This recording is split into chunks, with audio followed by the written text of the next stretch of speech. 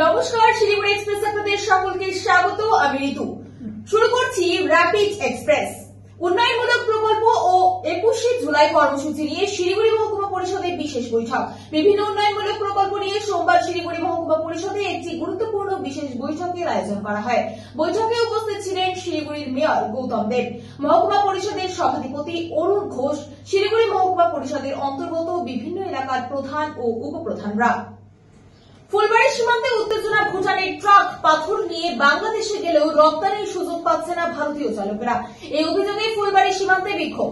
আজ সকালে ফের ভুটানের ট্রাক আটকান ভারতীয় চালকরা। পুলিশের সঙ্গে বচসা, বেশ কয়েকজন আটক। পরে পরিস্থিতি নিয়ন্ত্রণে আনতে অভিযান চালায় পুলিশ। বর্তমানে সীমান্তে পিকেট, তবে রপ্তানি ফের শুরু ভুটান ট্রাকের। শিলিগুড়ি মহকুমা অন্তর্গত ঘোষপাড়ার রাগাপানি এলাকায় ভোর 4টে নাগাদ এক মর্মান্তিক পথ দুর্ঘটনা। দুজন গুরুতরভাবে আহত। একজনকে শিলিগুড়ি দমকল কর্মীর দীর্ঘ প্রচেষ্টার পরে গাড়ি থেকে বের করা সম্ভব হয়। খবর পেয়ে ঘটনাস্থলে ফাঁসিদেওয়া থানার পুলিশ দুজনকে উদ্ধার করে উত্তরবঙ্গ মেডিকেল কলেজে হাসপাতালে ভর্তি করা হয়। বিধানসভা গোটা সেশনের জন্য সাসপেন্ড শঙ্কর ঘোষ সহ আরো 3 বিজেপি বিধায়ক। মার্শালদের ট্রেনে হিচড়ে বার করে নিয়ে যায় 4 বিজেপি বিধায়ককে। চত্বরে যেন ধুন্ধুমার পরিস্থিতি। মার্শালদের হস্তক্ষেপে টেনে হিচড়ে বের করে দেওয়া হলো বিজেপির 4 বিধায়ককে। সাসপেন্ড করা হয়েছে গোটা সেশনের জন্য শঙ্কর ঘোষ, অগ্নিমিত্রা পাল, মনোজ ওরাও ও দীপক বর্মনকে। সকালে এই অধিবেশন শুরু হতেই বিধানসভায় অগ্নিগর্ভ পরিস্থিতি তৈরি হয়।